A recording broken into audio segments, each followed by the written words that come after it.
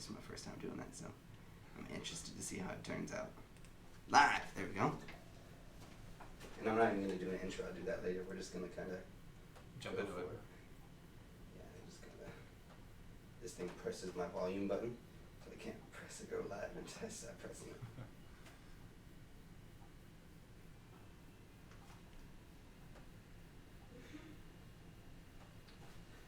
All right.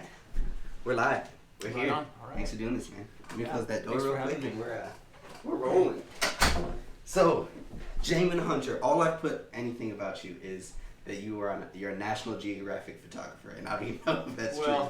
I just know you've been on National Geographic, right? Well, I'll explain that. So National Geographic has what's called Your Shot. It's a site. Unfortunately, they're discontinuing it. National Geographic was bought by. It was part of the deal of Disney buying Fox, and Fox owned Nat Geo. Okay. And so they're discontinuing. It was kind of a community. It was almost like a social media type of photography shop where photographers would upload their photos and have a profile. So I imagine it was like the beginning of Instagram, because that's how Instagram started, was just photographers showing their work. It was an interesting platform. It was a really cool platform. It wasn't quite Instagram, but it was, people had their profiles and all their photos. Mm-hmm. Anyway, a lot of National Geographic editors and whatnot were on there. And so one of my photos was chosen as every week they would choose a bunch of photos to present on their page. Okay. And, like on the National Geographic site. Okay. As like the weekly dozen or something like that they chose that were that various editors liked and wanted to share. Guess it's not gonna work. We're rolling anyway. And so one of my photos was chosen for that. So not necessarily a National Geographic photographer, but featured by National Geographic, which is And so it was on the web. Was it on? Did it show up into like any of the TV ads, or did they buy rights to the? It was just on the featured on the website. So. Well, not only National Geographic, you're also on a stamp with your pictures. Yeah. That was cool. Yeah, that was really cool. A friend of mine messaged me and he was like, "Hey, did you know that they're looking for some photos of various ducks for the duck stamp?" And I was like, "Oh, that's cool. Contact this person." So I did, and I sent her some photos. They were looking for a duck called a gadwall. Okay. And what was the other one? Ringneck duck. So I had photos of both of those. So I sent them a bunch of photos, and they chose one of my gadwall. So I think we're getting into something interesting already, and that's one thing that a lot of people, I don't think, really think of photographers, is you have to know what you're taking pictures of. Yeah. Like, you probably know a lot more about the different species of animals in Alaska than the average, especially about the birds, because I know you focus a lot on the birds, right? Yeah. I think birds are definitely my favorite subject. But I was raised way out north, towards Talkeetna area. Okay. So, and even like in the bush, kind of, Okay. So let's get into that. Born in Alaska? Yep, born and raised. Way up north? Up north, in a cabin, or they got hospitals? It was a house, yeah. Well, excuse me, I'm sorry. I was born in Anchorage, at Providence, but raised out there. Okay. And so, and I have 5 sisters and no brothers, so spent a lot of time in the woods, and so kind of nature was ingrained in me. And you grew up there your whole life, whole high school career. Yep. Wow. And then after high school, I wanted to get out of here. I was kind of, for some reason, I always wanted to go to town whenever my mom, whenever they would make town runs, for groceries and stuff. I always wanted to go, and so I lived in the city actually. When I left Alaska after graduation, I moved to Nashville, Tennessee. Okay. And that was like major culture shock, because what brought you to Nashville? I went there for art school because I've always been an artist. So makes sense. Yeah, perfect sense. So this is kind of a natural progression in that. But so let me go back a little bit, because I've been asking people this question. And I always think it's super interesting. When you were anywhere between 5 to 10 years old, if we were to lock you in a room, or better yet, make you entertain yourself, what would you have done? Oh man, I used to. I'm a sci-fi buff too. I like different kinds of sci-fi. I grew up on Star Trek and Star Wars and that sort of thing. Okay. So, as a kid, I could probably take anything from like a cassette tape, and make a spaceship out of it, fly around. So, I found ways to entertain myself, drawing or, anything, because it was, it's a simple life, I have this theory that it's not really my theory, but I've been following it, and right now we're at 100%. And the theory is, if you take your 5 to 10-year-old self, and I ask you that question, very much art driven, right? Mm-hmm. And then you put that in today, and what's like the thing that drives you? Art, obviously, right? And a little bit of education, because the sci-fi gets in there. I asked my girlfriend this. She would have sat down and read one subject and learned all about it. Now she's the smartest person I know, and she can sit down and read, and like any question I have, like, you read the ingredients list on the back of a food can. Yeah. Man, all those ingredients, she can be like, yeah, that does this, that does this, that does this. I'm like, That's how do you? Yeah. Me, I would throw a ball up in the air, up and down for hours and hours and hours. Literally just physical. That's it.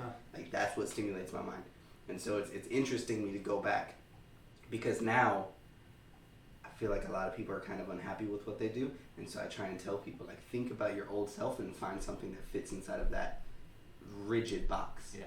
And you're gonna find happiness there, or find it in your job today. Yeah. Well, that's interesting you say that, because growing up out there, finding myself in the woods often, or my dad would talk. I remember my dad always marking down, like writing down when he saw the first robin of the spring. Okay. When the robins would arrive, when the warblers, he would talk about the warblers and different songbirds and whatnot. So I kind of had that dormant inside of me. And then 2015, I was walking around Eagle River Campground with my son was 1 year old at the time, and me and my wife were camping there, and so we're walking around this campground. You said 15, you meant 2015. 2015, yeah, sorry, 2015. So we're walking around this campground, and it's 10 o'clock at night. Okay. And I'm hearing the most beautiful, enchanting melody coming from the woods, and I just couldn't figure out what it was. I was like, "What is that bird?" It was just incredibly beautiful, and it just captivated my imagination. Okay. Like. And all of a sudden, like, there's this drive inside of me. What is that? You know what I mean? Like, so I had to find out what that bird was that was making that noise, because it was just, I don't know, man, it just like got into me. Was it like the whole family was like, we need to figure this out, or was it just no, it was like mostly something just me. Yeah, So I'm walking around like trying to find. So I ended up finding out what it was. Okay.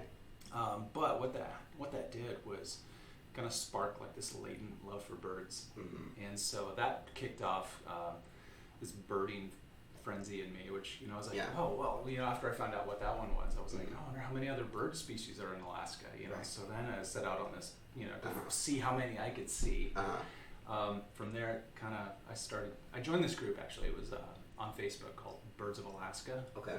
And started seeing all these great photos that people were posting of these birds that I had just learned about and started seeing out there. And I thought, I want to do that, Yeah. Like, I want to start taking, I want to do pictures like that.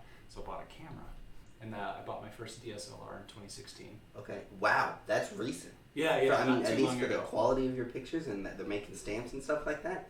Like. Yeah, I worked really, really hard. I learned early on to once I started cutting my teeth on bad photos, you learn. I just continually pushed myself. Shot almost every day. So.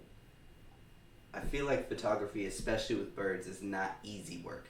Like, I feel like you're doing a lot of hiking, a lot of messy laying, still, cold, like trying to stay still to get the bird to come to get a good shot of it. Yeah. And you're obviously going to work harder at it because you love it, but tell me more about like what that process looks like. If you were going to go try and take a picture of, I don't want to say a robin because I feel like that's a little bit easier, but something more difficult to take a picture of, like, do you need hints to figure out where the bird are? And then you kind of go to that area and search for them, or like, what does that full process of getting your shot look like? Well, that's a great question, and so we have a lot of different habitats up here. So it kind of depends on the last. It's been 4 years now almost of photography. A lot of that's learning the area and what's in the area and when it's there. Okay. So we're learning about different species and what their migratory patterns are, when they arrive, when I can expect them, and what they're doing when they get here. Because by the end of June, most birds have stopped singing, and they're staying in the nest, raising their little baby. They're busy trying to feed those babies, right? And so they're not really defending territory. They're not, out singing out in the middle of the open. So you kind of learn what they're doing. Whatnot. So an example would be here in the valley, up Goose Bay Road, there's some great areas for getting shorebirds and ducks and whatnot. Okay. And so that requires getting up really early. Mm-hmm. Of course, you know, Once in the again, summertime, it's not easy work. in the summertime, you know, you got to get up at 3 a.m. if you want to beat the light, or earlier. Yeah, because you have to be out there before the light hits, right? Yep. So you're getting up super, super early, Uh-huh. and you know, if you really want to wear yourself out, you know, then you stay up really, really late too, because the sun's going down super late. You know, and I really love that golden light. And I do something that I was influenced by a guy out of state, a guy by the name of Ray Hennessy, and he was really influential to my work. Him and another guy, Kuram Khan, and some other guys, they were really influential to me early on. And I saw their work and was like, man, that's the kind of stuff, that's the kind of quality that I want. But Ray does a lot of stuff where he does backlit. So you get backlit, and you get like a rim lighting around the subject. Okay. And so you wait until the sun is just almost going down. You get kind of those red. You know what I mean? When the sun's almost down, you get this red, just really red light. And so he's doing a lot of that, where he's getting that red light and rim lighting on the subject. And you know, you don't necessarily see the eye or the details, but you see just this gorgeous color, and you get a hint of the bird. And so that's amazing, because at that point you're trying to control two things that are very uncontrollable, like the sunlight trying to get the red light and this bird that's flying all over the place. It's super hard. So going back to National Geographic, the photo that was featured was a common loon. Okay. And it's backlit. So I actually got really, really, it's just, I couldn't believe that it happened twice. But I went with a buddy of mine out to a local lake in Eagle River. Okay. And I knew there was a pair of loons there, common loons. And so we went out there, and the lake was just, there was this fog coming off of it, you know, and the sun was coming up on the other side, and it just illuminated the lake and just like lit it all up in just this golden, you know, masterpiece of natural beauty. Yeah. And so these loons were swimming around here and flapping and stuff, and I was too close to the water. And so what I was getting, what I later figured out after I was looking through my photos, was I was getting heat distortion of the water, which ruined a lot of the photos that I had taken that day. Yeah. So I was really disappointed, because they weren't sharp. You know, they were, there was issues with them. Because you were too close to the lake. Yeah. So I went, I think it was a couple days later, and managed to get exactly the same scenario, which is unheard of. Yeah. You know, you like usually once you miss an opportunity, like that opportunity's gone. But I had the exact same scenario. Got the photos I wanted. So do you ever feel that pressure? Like when you realize you see, like, this is an opportunity, I have to capture it. Yeah. You ever feel the pressure of, like, I better not mess this up, let me set this up right? Yeah, I've missed plenty of opportunities. You know, there's always those times when you missed something, or in hindsight, you know, oh man, I should have done that. You know, you're looking back at the situation and be like, oh, you know, a different lens would have worked better in that situation, or I should have done this differently, or man, if I would have been ready for this or that, you know what I mean? But there's always going to be that, and so I kind of have to chalk it up to learning experiences, because it's easy to, you know, I should have, should have. On the scale, and I think I know this answer, but I'm going to ask the question anyway, where do you think you are? Do you, as far as, like, you've only been doing it for 4 years, you think you're up near, like, the top of where you're going to go, or you still have a whole bunch to learn? Is this something you're going to continue to grow into? And really, I guess the question I'm trying to get to here is, you work a full-time job too, don't you? Yeah. So what's the plan? What's Jamin Hunter Photography's goal? Is it just to do photography and quit the day job? Or is it just like a hobby? Or where are you going with this? Yeah, it started as a hobby. It started as a hobby, but not yet. It started as a hobby, but so I work a full-time job, and you know, that's demanding, of course. I go out on my lunch breaks, and I've started doing what I'm calling lunchtime safaris, where I'm videoing my outings. And then the last one I did was in Kincaid Park in Anchorage, and I found a northern goshawk, which is super fun. So you do those, like, Facebook live stream them? I do them. I just record them on my phone, because it's super handy. But and then I put them all together. You know, I do different clips and everything. I just video myself, put them all together in iMovie on my phone, upload it that day. You know, so I have all the assets that I need. That's cool. You know, I've started making this little intro for my, I'm calling it Wild Alaska, all my videos. Wild Alaska photo safaris. which I hope to do more of. So I'm going to do more videos and that sort of thing. I could talk all day about that, but it's literally like what you're passionate about. You're entertaining people, like yeah, good quality. You know, people want to see quality content, and they don't want to. You know, a lot of times, you know, you keep it short. You know, so 10, 15 minutes. You know, right. of like this adventure where you're just tracking down something, right. or you know, getting photos. But then someone that's not in Alaska can come yeah. and see, and you're in Anchorage most of those safaris. Yeah, right? yeah, Anchorage. Yeah. So that's just a sneak peek. That's right. Of what you're actually seeing. And then I'll do longer ones where I'm out, you know, chasing moose or you know sheep or something like that. And I've done some of those too. But have you got sheep? Yeah. In fact, it's crazy because most of the time you hear like I'm going to get sheep, and they're going to like hunt the sheep to have meat in the freezer. Yeah, well, me and a buddy of mine, a couple weeks back, I was going to go to Kodiak for bears. Okay. And then I couldn't get anybody to go with me, and most of the people I knew on Kodiak were not going to be there. Okay. During the time I was going to be there, so I was hesitant to go by myself, be around bears by myself. Yeah. I've got 2 kids, and you know they need a dad, so you know. They've been on the show. yeah. So I rethought that and thought, you know what, maybe this isn't the best year for this. So I canceled my trip, and then asked a buddy of mine if he wanted to go up to Denali Park. And you can, you know, at that time that was right before the road lottery, so they were, you know, you could go in 14 miles, which is great. You know, there's a lot of stuff there. So we went and we hiked up. You go to the Savage River, and there's a couple peaks right there. And so we hiked up there, and let me tell you, it was absolutely grueling. It was one of the hardest hikes I've done. Yeah. And we finally, we were down there and we spotted them, so we knew they were up there. Yeah. We didn't know how big they were. Okay. But you know, we knew they were big enough to go and chase down. So we went up there, and then about halfway up, I could see them across this little bowl, and I was like, man, I think those are full curl rams. And so we started getting excited. You know, that put a little more drive in because I was so worn out. We were both like, get the adrenaline pumping. Yeah, so I got the adrenaline. We're almost there. Yep. So we took off and kind of went around this bowl, and we found them.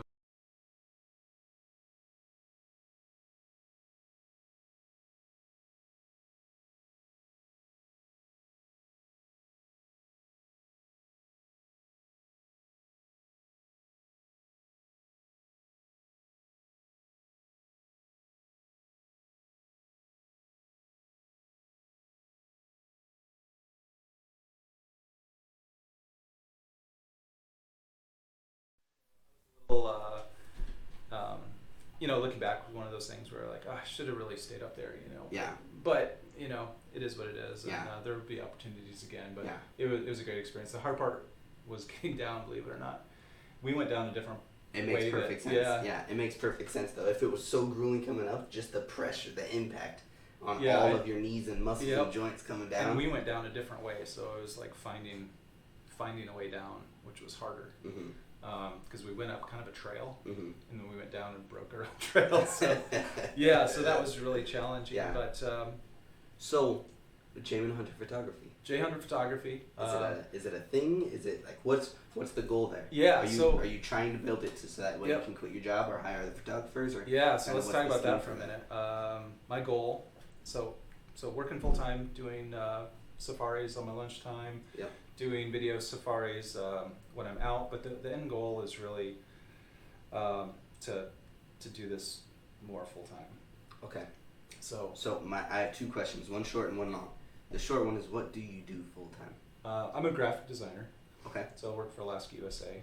Okay. The Federal Credit Union. Okay. So I do a lot of marketing materials, some motion graphics. Makes perfect sense. Like still the art piece a little bit. Not artistic. quite the full passion, but definitely it fills a void there. Yeah, sure. And it's it's not monotonous, boring work. You know, for the most part, I get to be creative and work in a good environment, creative environment. So that's cool. And they give me a bit of liberty to extend my lunch times a little bit longer if I. Hey, I'm going on the safari. In fact, I sent my boss a photo a few months back. I was sitting on a great horned owl.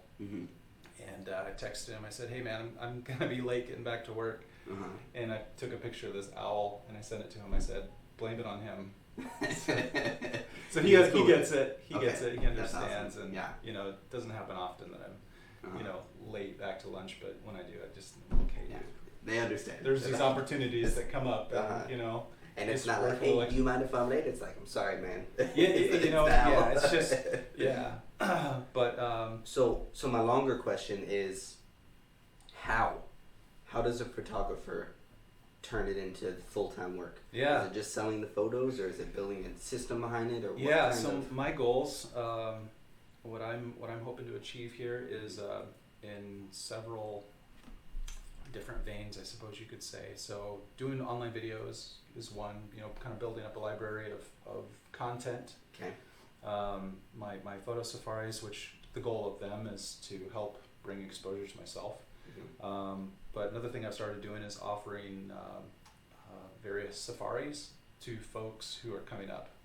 So photographers who are coming up. This last summer I got to do quite a few of them.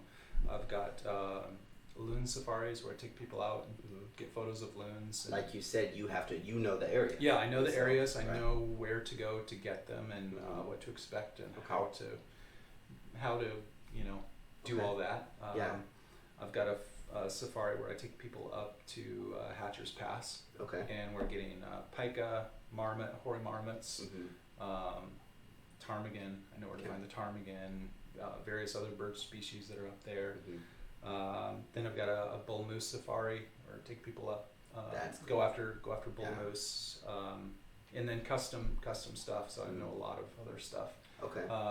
Eagle River Nature Center, because I live there in Eagle River, and there's a lot of bird species there, so I could do like half day, real quick, trips around the nature center doing bird photography, warblers and that sort of thing. So these safaris, are they really just mainly catered towards photographers? Yeah. Okay. Yeah. So people just wants to go see the bull moose. It's not really like a bull moose tour. Right. It's for people with cameras to sit on a bull moose. It's for getting photos. People who are looking to actively get photos of the various animals and birds and that sort of thing that we have up here. Okay.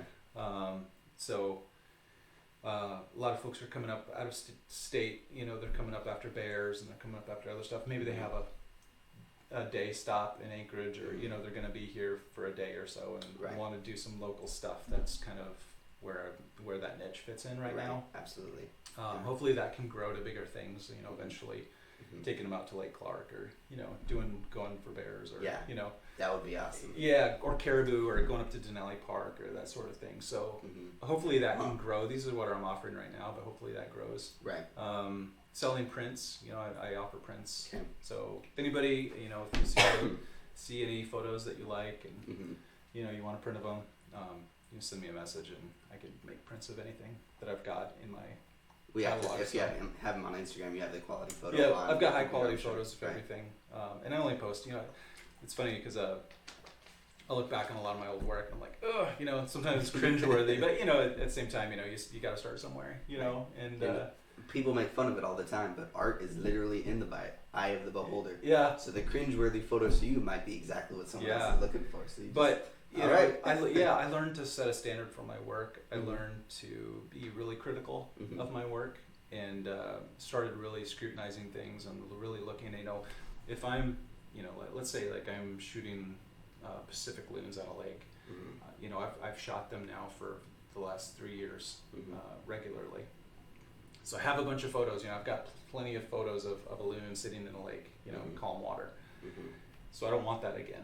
Right. You know what I mean? So it really kind of gets even more of a challenge, because now I've got to get that photo that's different.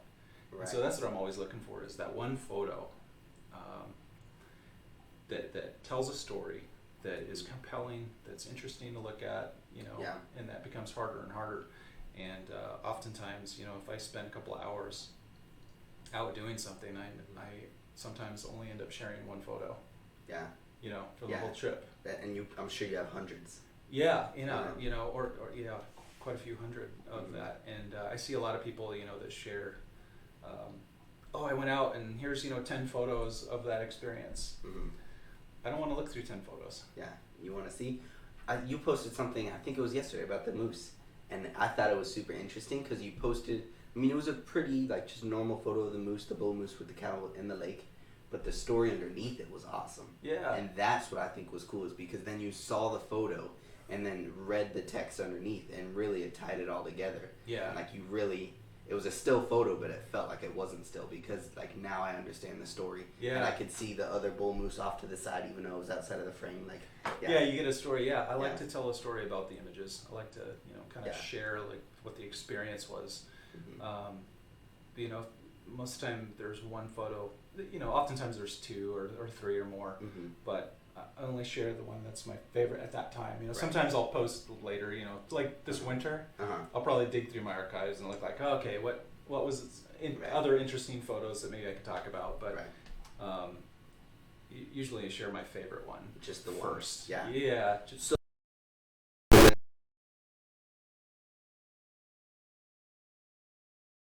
all this stuff on social media. What's the purpose of that? Because I'm real passionate about social media. As you can tell. Yeah. Mostly it's just getting exposure. It's getting. I've been on quite a few. I've been joining a lot of like groups of photographers, North American wildlife photographers.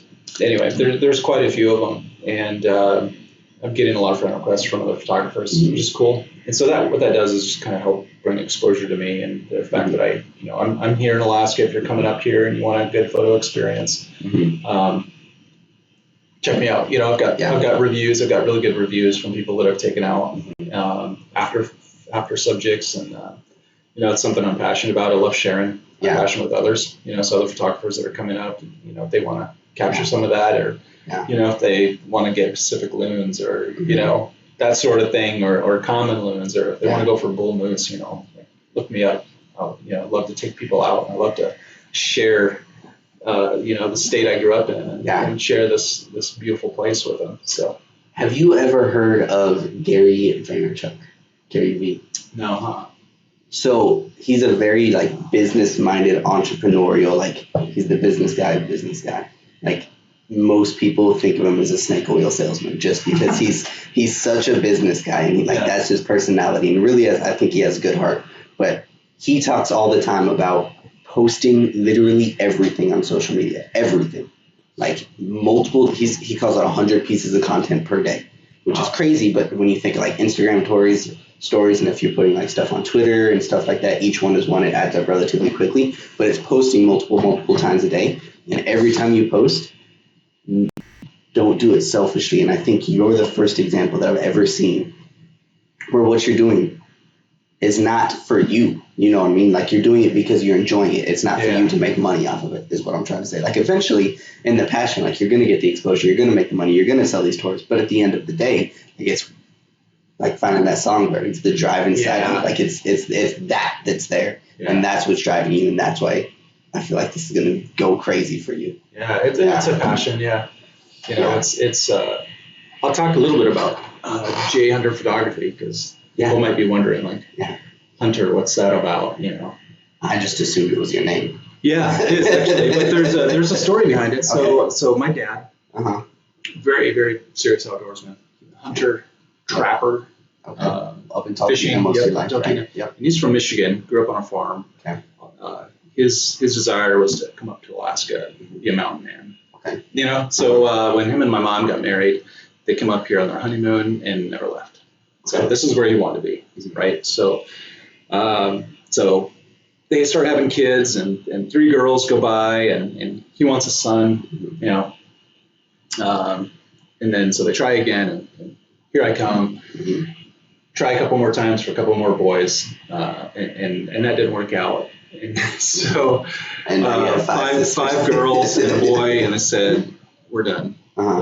This is, that's it. So only boy, which means I go out with my dad a lot. He takes me out, but the whole hunting, trapping thing really wasn't in my blood. I thought I was a city boy for a long time. Like I said, I went to Nashville and lived in the city for 6 years. I lived in Nashville, came back, lived in Anchorage.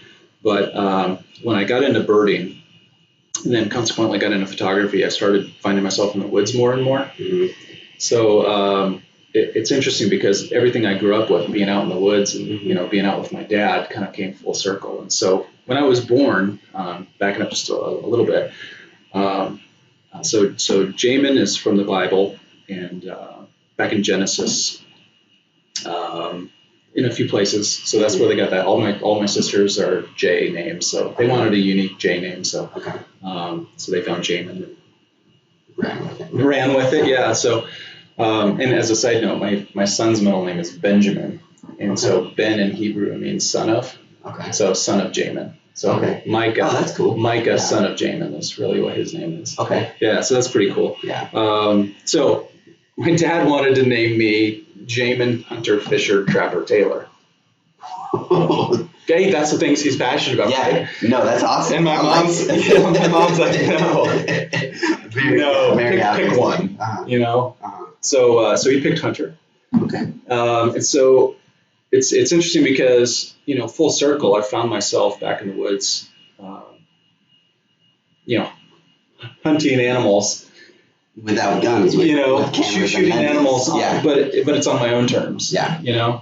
I'm doing it how I want to do it. There's the cool thing about photography is that I always say is that it's hunting, and I still shoot animals and birds. But the thing is, 100%. They're never out of season. There's no bag limit. I can hang them on my wall and go out and shoot them the next day. You know what I mean? Exact one. Yeah, and that's super cool. Yeah. I love that. So, so Hunter is a kind of just a reach back to growing up, out there, and it speaks to my upbringing and my history, and it's deeper than just your name. It's got a lot of deeper meaning. It's Maine's photography, right? But it's like it has a story behind it. Even though it's just your name. Ties into who I am and what I grew up with. So so it took me a while to figure that out. I was really hesitant to put photography under my name for a long time, until I felt like the quality of my work had reached a point where it merited that, I guess. And then I really struggled with, what am I going to call myself, and trying to come up with all these, I saw a bunch of, super frilly names like, wandering sage photographer. Right. And it's real easy in Alaska. I'm sure there's all kinds of super frilly names. And some are good, some are. You could have gone with one of the typical Alyeska photography, Denali photography, bulbs. There's Alyeska everything. Denali everything. Banks entire Alaska. People like to put Alaska in front of their business name, like crazy up here. And so that's really unique. When you go down, which is unique. Which is funny, going back to graphic design, because I worked for myself for 5 years before I started working for Alaska USA.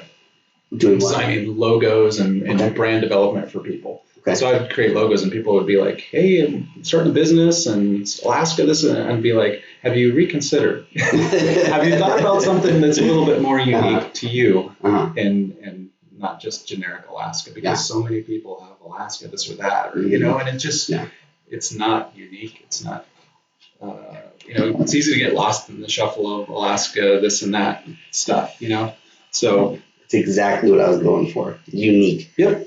Because in real estate, not necessarily Alaska, but it's always Alex Smade's Realty, John Smith Realty, or Alex Smade's Group, or Alex Smade's team, or you know what I mean? And so that's why with this, I was going for something a lot different. And then it's always the same headshot, the same exact headshot on every sign, on everything. So that's way unique. I think a little too unique for some tastes. But, and I don't want to knock businesses that use that, because there's a lot of fantastic businesses out there. Right. But I would encourage any business to think about their name, and because it's really important when it comes to branding. If you want to stand out from the crowd, if you want to stand out from other businesses, this is a very competitive marketplace in Alaska. 100%. There's so many businesses around. Yeah, and branding and marketing yourself and getting yourself out there is such a big deal. I studied marketing and branding for a long time before photography took over as my passion. I was really passionate about marketing and branding and that sort of thing. So I would just say that, really work on coming up with a unique name and unique presence for yourself. Because that's how you're going to be communicating to people who are going to use your business. I think that's what everyone says, brand, right? And brand is this crazy arbitrary word. But brand is really your reputation, or that uniqueness, like what you deliver, what people can expect from you. It's consumer facing, how consumers see you. their perception of you. Right. That's what a brand is. Yeah. They see your logo, they see colors, they see fonts, they see imagery, and all that stuff has to be succinct in that you're telling a consistent story about your business. Yeah. Without that, you're kind of all over the place, and people aren't going to know what to think about. I don't know quite what are you? Exactly. Yeah. Tell a compelling, succinct, story about your business and 100%. And do it. Yeah. Make sure it all ties together so it's a consistent. Every time they know what to expect. Yeah, consistency. That's one of the keys in developing a brand. So I'm interested just to know. I'm kind of putting the pieces together here, but growing up in Kentucky, then to Tennessee, then to owning your own business, then to Alaska USA, like what were you chasing here? Was it like, were you striving to find your own business, or were you just chasing the art, or were you just kind of following what you're passionate about, or like what brought you all the way to stumbling upon loving photography and birds? That's a good question. Freedom. I'm learning that, I appreciate what I have at my job. There's camaraderie, and it's a good place to work. I've got great benefits, some flexibility with my boss, with my photography and whatnot. But at the end of the day, I'm stuck inside for 8 hours, while there's life happening outside, where I'd rather be in the woods, right. Or at home with my kids or something, But so I think the kind of freedom to make my own schedule is really enticing. Okay. It's really attractive. Yeah. The idea of being able to do your own thing. Is that something that's as of recently you found that, or is it something that, like you said, you work for yourself? Yeah, I work for myself, man. I tasted that. And it was good. You know what I mean? But really, what it came down to is, so I was doing that when me and my wife met, and we got married and decided we were going to have some kiddos. And that was always part of the plan. So I wanted to be a dad. So we got married, and we were married for 2 years, and so then we got pregnant, and it was time to start thinking about, my wife at the time, she had insurance and she was a school teacher. So I didn't have to worry about it. She had her steady income, and I had a fairly good income with my business, but we were like, well, we really wanted her to be able to stay home and, raise kids, and she was ready for a break anyways. And so that meant that I had to. Dad goes back to work. Yeah, Dad goes back to, working for somebody else.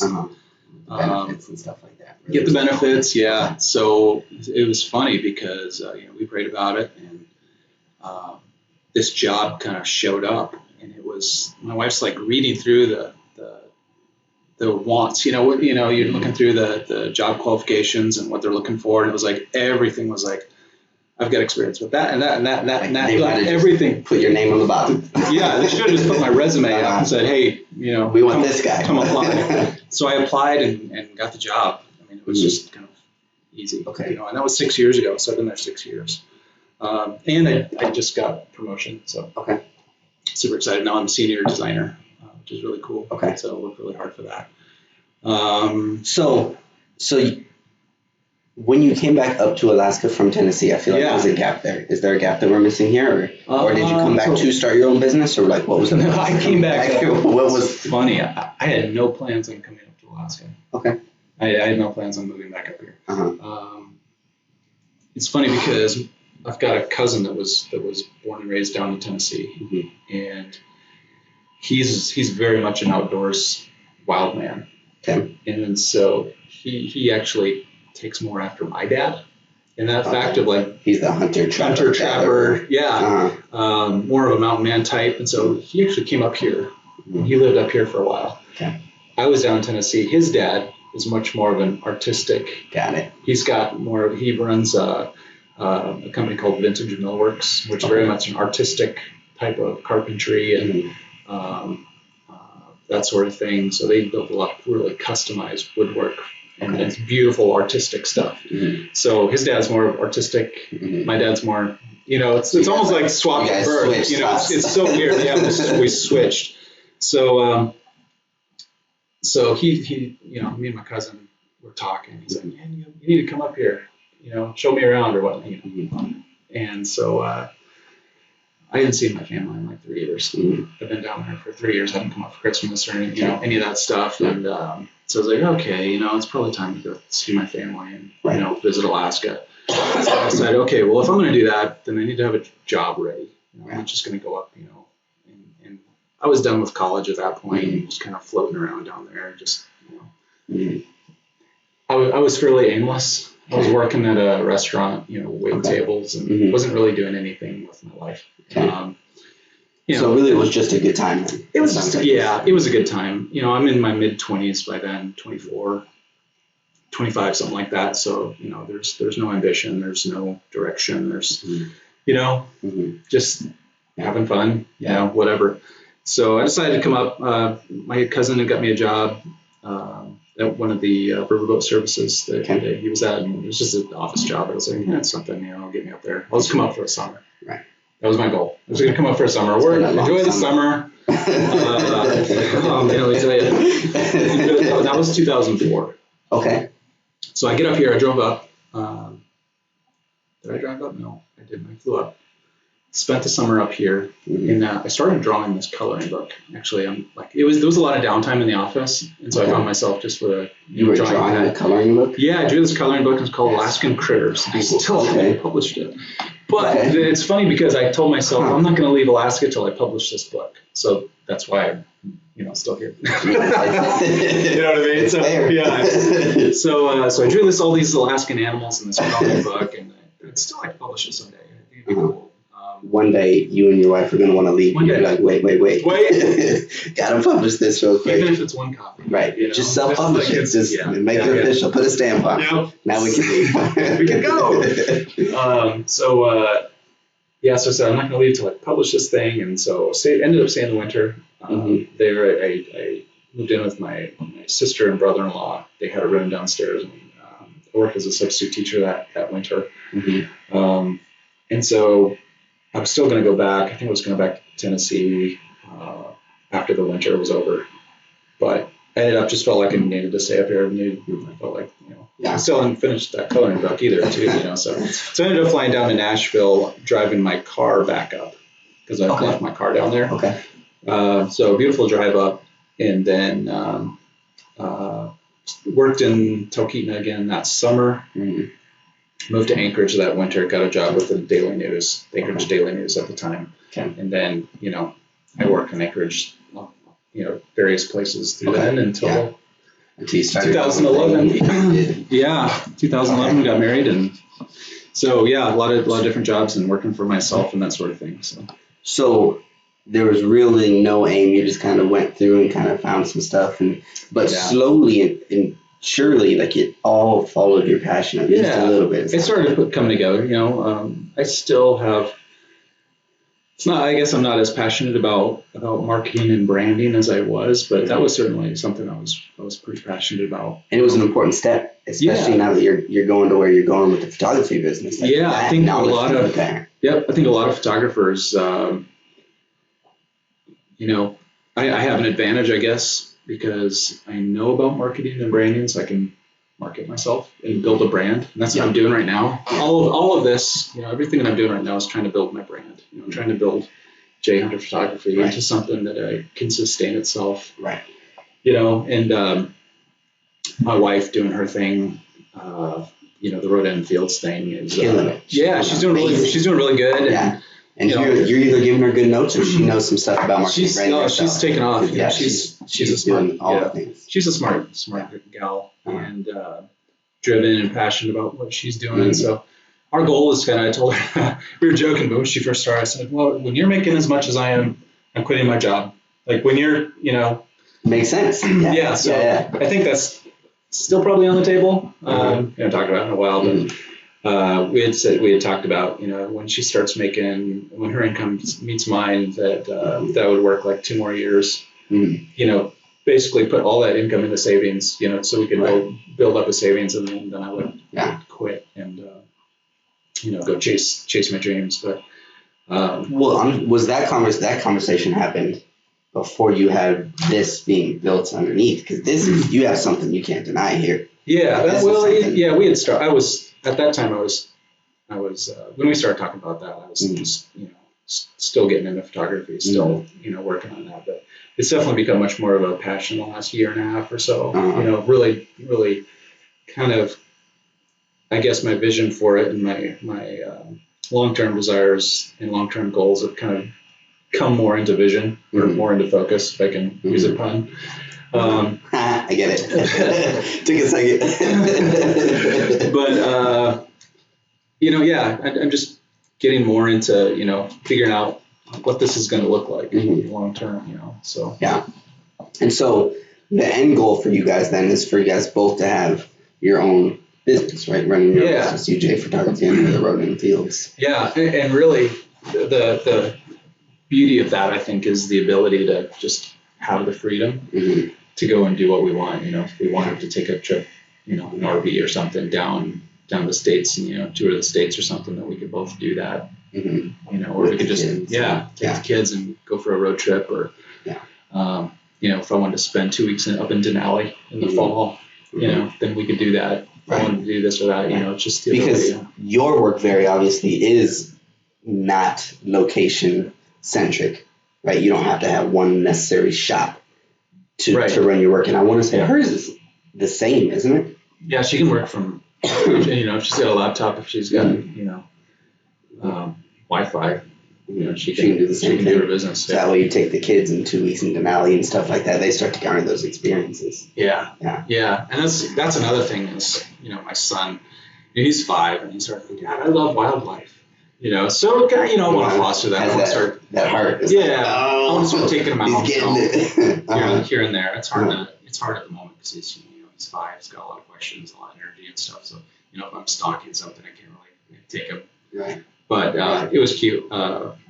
Last summer there was a robin in the yard, and he was sitting on this rock. It was really pretty and just a really nice scene. And so I grabbed my camera and I was crawling up on it. Because anybody that knows me knows that a lot of times I'm crawling on my belly, or I'm slogging it out. Crawling through the marsh, or I've come back, like we took a trip to Denali on the Denali Highway back in June with a bunch of friends of mine, and I saw a shot I wanted, and so I wasn't quite prepared for getting drenched, but it was like, you either get the shot or you regret it. We talked about it already. You got one opportunity. You've got one. Yeah. You've got one shot, really. If you're not prepared for it, you either do it, prepared or not, right? Or you look back and think, man, I wish I would have done this or that, Yeah. And so I saw the shot I wanted. I just saw the opportunity, and so I was like, well, pants will dry. It's gonna dry. I'm going out there. So I literally, like, my buddy is standing behind me, and I'm on this little grassy knoll, and then it levels out to marsh, like straight up, like soggy marsh, and there's all these shorebirds and stuff. So I literally crawled down this little embankment on my belly like a snake slithering, and just crawled through there. And we got back. And I'm just drenched. How do you keep your lens clean? I just I gotta give a shot. I'm holding it up in the air. Holding it on one hand. So you guys both, we're going to kind of move a little bit away from the photography. You guys want to both have your own businesses and stuff like that. Do you guys plan to fund that dream with just your businesses? Or do you have other investments that put some money in the stock market or in the real estate? I started dabbling in the stock market a little bit. Just trying to do some investing and that sort of thing. The reason why I ask that is because I'm a big believer in, first of all, just wealth building. And in general, wealth building, obviously real estate, but having your money, or let me rephrase that to saying having multiple sources of income, right? Yeah. Not just your 9 to 5 and your wife's 9 to 5, right? You guys are taking an amazing step already by having your own business because it gives you that flexibility and time, but it would also be nice to have an investment property that has something in, and then maybe a life insurance policy or maybe a stock market 401k kind of, you know what I mean? Yeah, we're doing that too. So we've the life insurance policies, got those in place, and started, like I said, dabbling in the stock market. Are you doing whole life insurance policies or? We're working on a whole life policy right now. Okay. I think, and then we have a different one. I can't remember what it is. Yeah. But then, and I'm really new to this, stock market investing and that sort of thing. But there's a couple of different things, that you can do. And my mind is going blank on those at the moment. But basically, what you do is it's kind of a beginner type of a thing, and it's a really safe way to do it. But you basically invest like $50 a month or something, so some amount into these stocks that are like a gathering of index funds. Of various stocks that are all doing well. They're not like super great, but they're not generally going to mutual fail. Fund? It's not a mutual fund. It's I can't remember exactly what it is, but there is a name for it. Okay. And then you just do that every month consistently. You just continue to put into these stock bundles. Okay. Basically. Mm-hmm. And so you're just averaging you're averaging those. And I learned about it, but it's been a while, so I'm a little fuzzy on that. But that was the idea, and I've gotten sidetracked since starting to like get involved in that. Right. But it's still so much to learn. It's always like very obviously not your passion either. So yeah, I have a buddy of mine. Makes sense. Yeah, I have a buddy of mine who's lives in Texas, and he actually built my website. He does. He's pretty passionate about that. He does great work. His Aerial Digital is his company, but he's very passionate about. He started a page, a Facebook group about investing and that sort of thing, and he's really into growing, as a professional, pushing himself and getting out of, rotten mindsets of like self-defeat and, all about it. Yeah, all about it. Self-sabotaging habits. That sort of thing, Yeah. and getting right thinking, that sort of thing. So he's really into that, and he's really been. That's why I started our conversation with, when you're 5 to 10 years old, what would you do to make you as happy as possible? Because at the end of the day is the happiness. Because really my goal here is, let's say photography for you was a $20,000 a year job, right? There was no money in it. I have a very strong feeling that you would still do it, right? Like there's nothing in it, but there's no question that it's your passion. Yeah, great. That happiness is important. Now let's build wealth in some other streams, so that way you can be happy and passionate, and you don't have to worry about the money because you have money coming in from 2, 3, 4, 5, 6, 7 other sources. Yeah, you see what I'm saying? Yeah. That's what I'm really passionate about, and that's what all the time, everyone that I have on the podcast, I'm like, tell me more. So if you were locked in a room about your stuff. At 5 years old, you'd be on the stock market. So I'm physical, very physical, right? And so I've actually struggled with it in real estate. It's not relatively a desk job. It's very much a people job, which I also love, is talking to people. And so it's balancing like being outside and doing things, or flipping houses, or working with builders and stuff like that, and talking to people. And I have this little side dream. I really want to be a helicopter pilot. Really? I have no idea why I'm drawn to that. I mean, I experienced them a lot in the military. And this is the first time I think anybody's ever heard that other than my girlfriend. But I have this silent drive to like go fly helicopters, just because I think the best way you can ever experience Alaska, in my mind, is from above. Like the stuff that you would see from that high above would be at like Denali. You want to see Denali? Let's fly over the top of it. Yeah. Right? Like I don't have to be in the lottery to win the road lottery to see everything. I've flown over the top of Denali. What? Yeah. Well, my brother-in-law, former brother-in-law, used to. He had an air service. Him and my sister were married for a long time, and they owned Talkeetna Air Taxi when I was a kid, and so I get to go fly with him quite often. And he bought a helicopter when I was in high school, and ended up taking my prom date to prom in a helicopter. That's cool. Yeah, that awesome. That was super fun. That was super awesome. So helicopters are cool. Have you thought about getting a drone?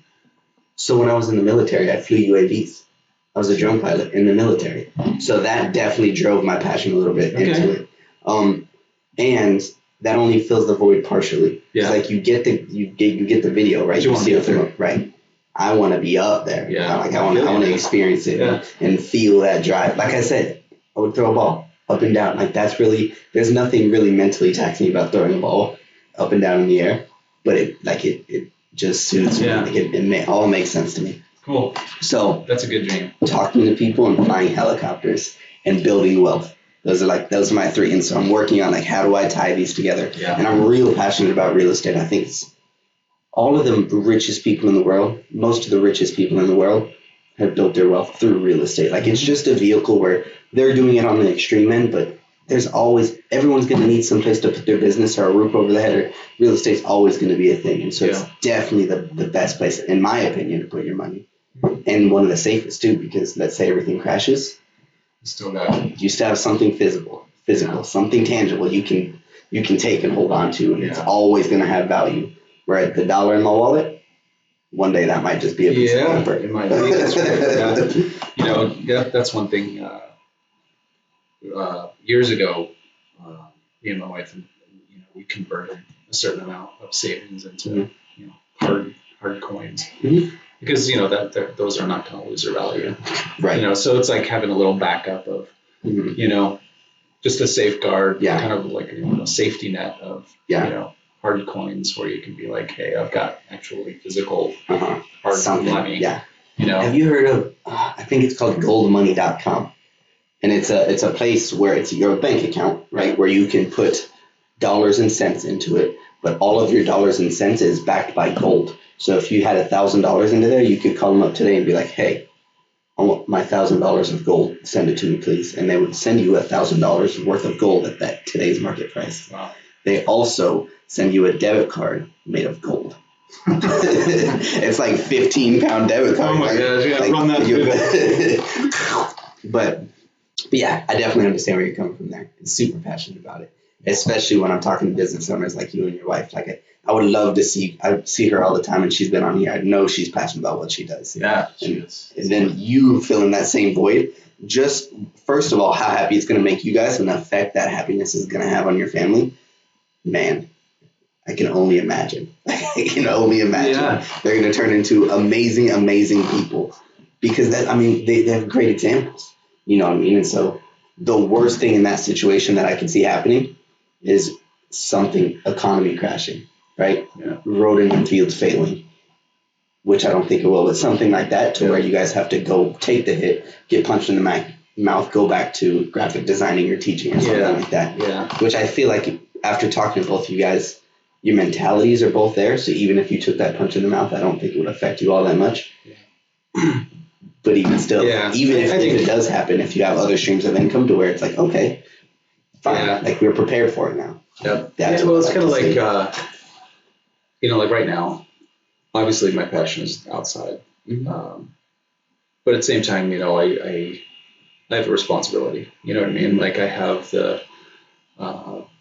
I've got to provide for my family. I've got to, feed my kids and whatnot. So that's, that's another passion of just having kids, having a family. Yeah. And knowing that my responsibility lies in, going to work every day, even though that's not maybe what I would rather be doing with my time every day, but it still is something that has to be done. It's a sacrifice that needs to be made, and it's not the worst job. Let's be honest. It's, I could be pushing papers, in a desk job in a basement somewhere. You know what I mean? With nobody to talk to. But, we've got a pretty decent workplace with good, we've got a really good team there. So, so sacrifices are kind of a necessity, and should something happen that's not foreseen, then you make the sacrifices you need to do what you got to do. Right. And I agree with you. Sacrifices on the short term. Like everyone's gonna have to do them. Yep. Like, don't turn it into a 20-year. Like, all right, I guess this is my life. But if you gotta go back to work for 2 years because the economy crashes or something like that, like it's definitely. You do what you got to do. Yeah. Yeah. Sometimes that means putting, building somebody else's dreams instead of your own for a little bit. Sometimes. Are you saving for your kids' college? Not right now. Okay. We have. I am much more of me and my wife both. We both pay for ourselves through college, and I am much more of I would rather my kids get into like a trade. trade school or apprenticeship or some sort of thing like that. I really am hesitant to send them to college. Okay. I'm not a big fan of where colleges are at these days. So, and that's a personal, me and my wife both kind of share that. Mm-hmm. So I wouldn't be super excited if my son decided to, go to a big college. Yeah. It's funny because I am on a similar page with you where I am not the college kid. I'm not. I was in the military and I have the GI Bill. Yeah. And I wish I could give it to my girlfriend or my kid that's on the way. I don't know if I said that already. I'm super excited about that. That's awesome. Congratulations. Thank you. But I wish I could give it to them because I'm not going to go to college. Like, it's just not me. It doesn't fill me. I'm much more of a trade person. Yeah. I want to be a pilot, right? Yeah. Right. Cool. And that's absolutely a trade. And luckily, the GI Bill, you can use that. On the flip side, I said earlier, my girlfriend is very intellectual, like very, very, very much values education. Yeah. Right. And so we've had the conversation of like, I would love for my kid to go to a trade school, right, and get the skill. Yeah. And she would love him to go to like college, right, because she values education. And where we met in the middle was the most important thing is providing a means to garner that education. Because even if you go to a trade school, like, you're still learning how to do a skill. Yep. If you're going to college, you're just learning knowledge, right? But either way, providing that pathway for them to receive the education they need to in order to take the first step on their own. Yeah. You see what I'm saying? Hopefully she doesn't watch that part. my son's like, Dad, I want to be a photographer like you. So, yeah. He's a kid at the moment. That's what I'm thinking of, and that's what, in January is when he's due, and I'm excited about it, and I'm also already thinking about, like, what's the easiest, best way to provide that path with as little stress on me. Yeah. And very obviously it's time, so, like, what's the best place to put it now, so that way I don't have to worry about it when he's 16. I'm like, oh crap, I need $30,000 to send this kid off to school. Yep. So put a little away for him. Yeah, slowly but surely. Yep. And that's where the real estate comes in. I think that's what, and it's just because we're both in real estate, so it's definitely where we're passionate about, and definitely not the only means, but definitely I think where it's where it's going to go for us. Yeah, investment. Yeah, absolutely. You definitely can't go wrong with that investment. Yeah, I think the most important thing is passive, very passive. Yeah. Like, if you want rental properties, if you want Airbnbs, if you want multifamily, you can make it all to where, like, you just watch the money go in and out, in and out, in and out, in and out. Repairs, all that stuff are taken care of. Like, you just watch it go up and down and appreciate over time. Yeah. So I think we're getting a little close. I got to be in Anchorage too. But just to wrap that up a little bit, you said you're going stock market? Yeah, we started dabbling in some stocks, and I need to dive back in and learn more. So there's a learning curve with all that, like learning what's a good investment, what pays dividends, what kind of stocks to buy and when to buy them. And, there's just, it's a lot to take in. There's a lot to learn in the stock market. Right. And so I had started learning that and got a little sidetracked with some other stuff, but I need to get kind of back into it. And I got an app. So actually I have bought some stocks, and so I just need to kind of dive back in and kind of re-educate myself. Yeah. Education is that. The cool thing about, I guess the period in time where we're living is that, you were talking about knowledge, and there's a wealth of knowledge out there right now. You can learn so much. We're in the information age. Yeah, we're in the information age, like, I learn, if someone is driven enough, they can learn everything that college could teach them. Just because on the internet, or, you know what I mean?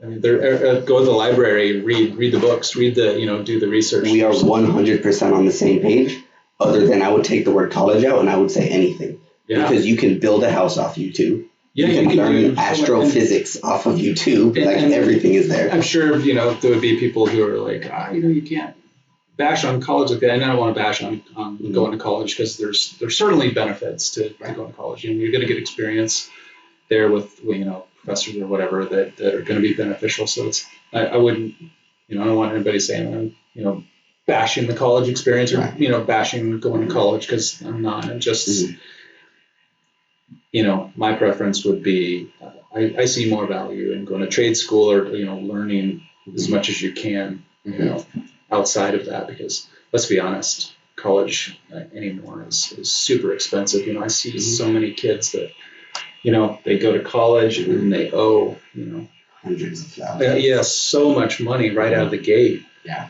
And it's ridiculous, and it's like, you don't want to get a start in life owing $100,000. That is not the way to start life. Right.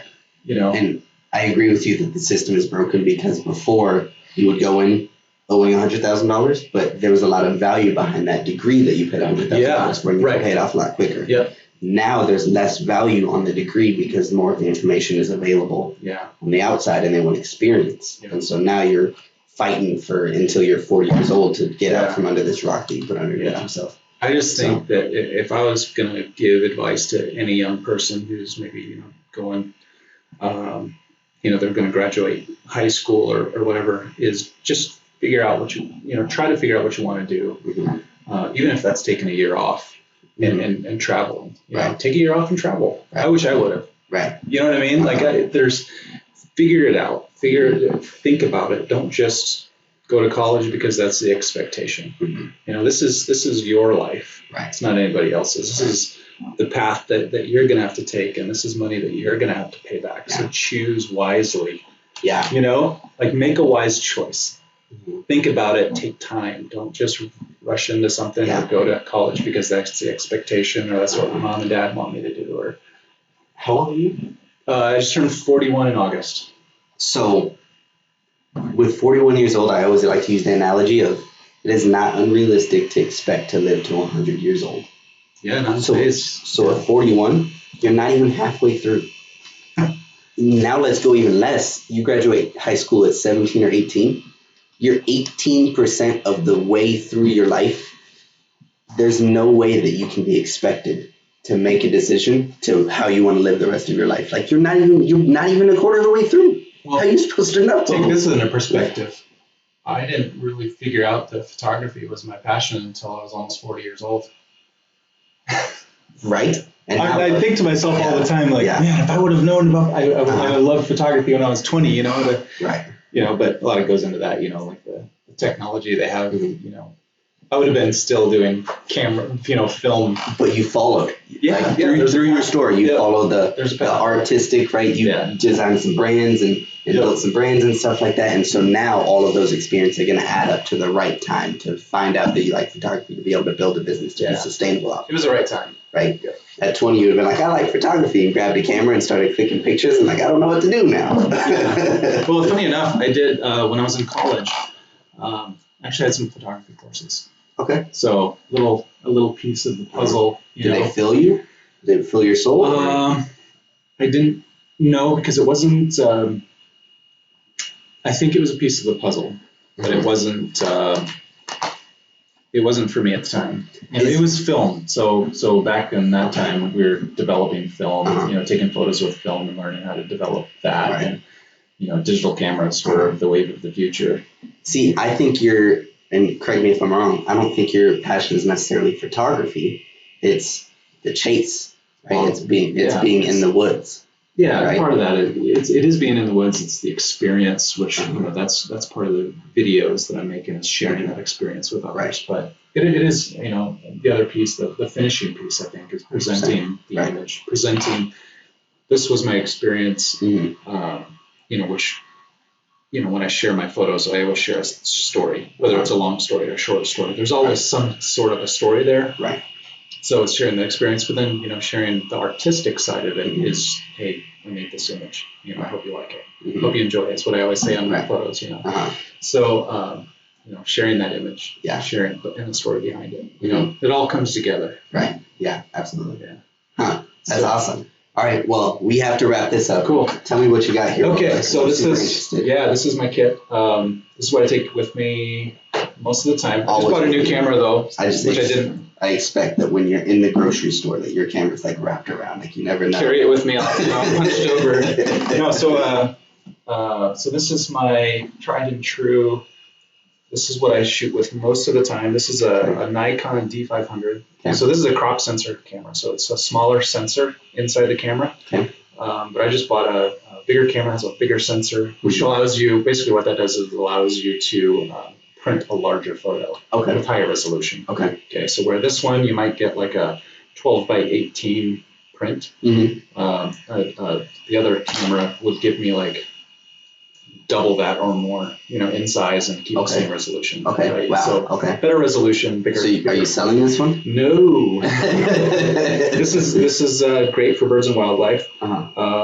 So this is a D500, Nikon D500. This is the 200 to 500 lens. This is a 200. This is a 500, and this is a constant 5.6 aperture. So that means that the little opening that's right here is a 5.6 all the way through. But then I can shrink that down to f/22, and that's a lot of technical stuff that a lot of people if they're in the cameras are going to get and know what I'm talking about. But the aperture is the amount of light that comes in. It has to do with the amount of light coming through the lens, and then your shutter is in your camera. Think of it as like your aperture is like your pupil. Okay, when it's dark, your aperture, you want your pupil to be bigger to let in more light. Right. And then your shutter is like you're blinking, and then the other part of the exposure triangle is your ISO. ISO is like wearing sunglasses, different shades of sunglasses. Okay. So if I had my regular glasses on, I'm wearing contacts now, but that'd be like ISO 0. Or if you had like really dark shades on, that'd be different. Right. So this is my tried and true for birds. And small mammals, that sort of thing. This here is my 70 to 200 lens, and this is a f2.8, so this lets even more light in. And the cool thing is that at these bigger apertures, like f2.8, it lets the background kind of melt away more. So you get like a creamier, smoother, it's more separation from the subject and background. At f22, when your aperture is really small, then you're going to get your subject is going to be in focus and the background is going to be in focus too.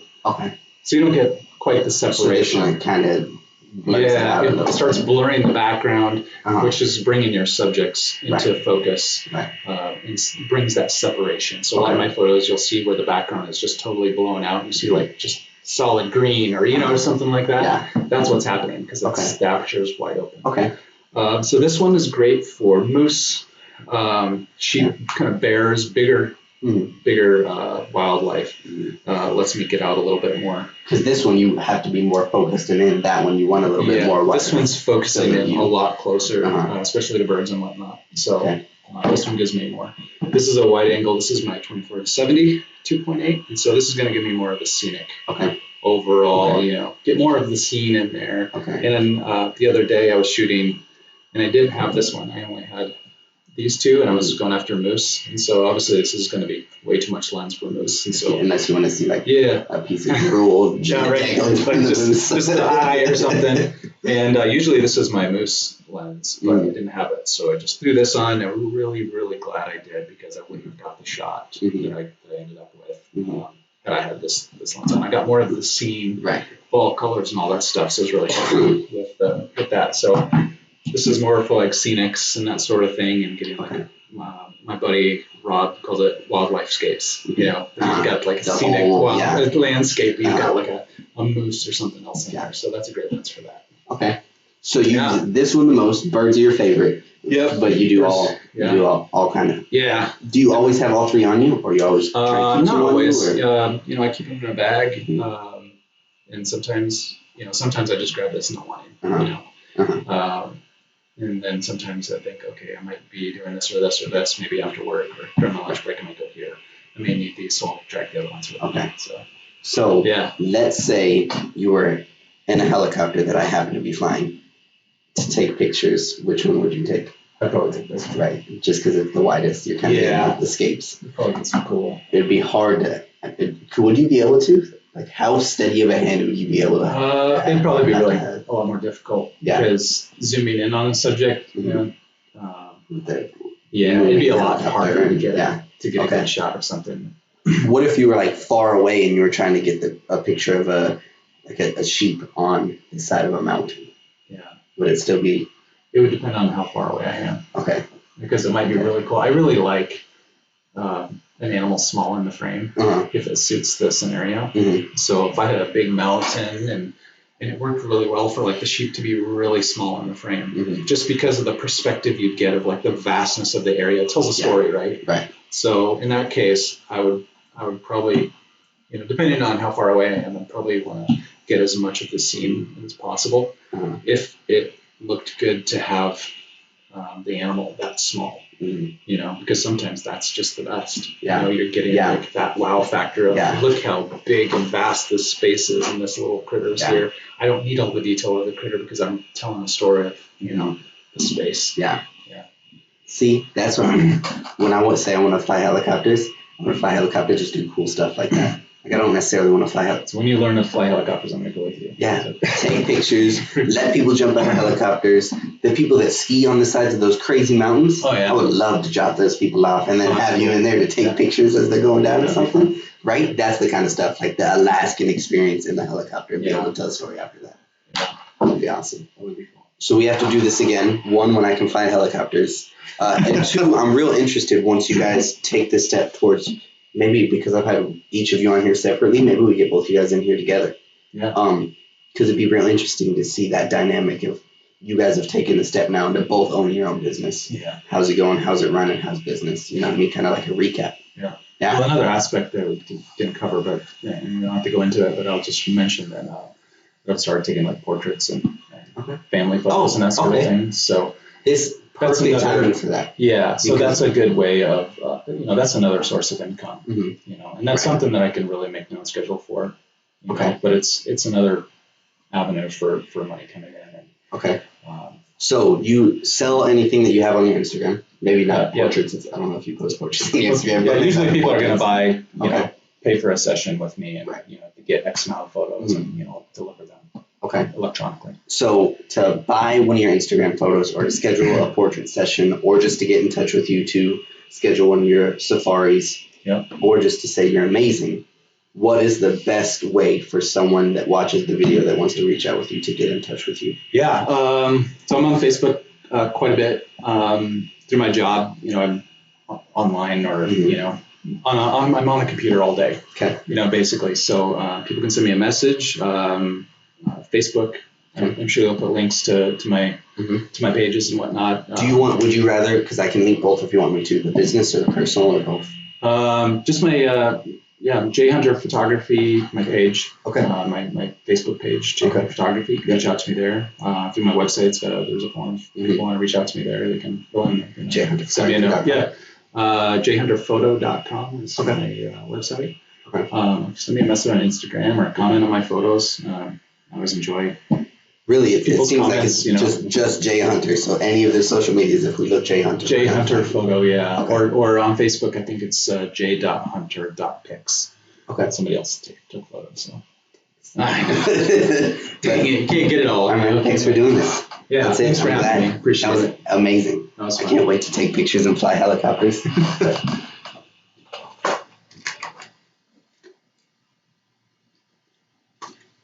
I don't know what happened. It'd be real funny. Look at that. That doesn't look good. It'd be real funny if this ended up just not working. We did the whole interview.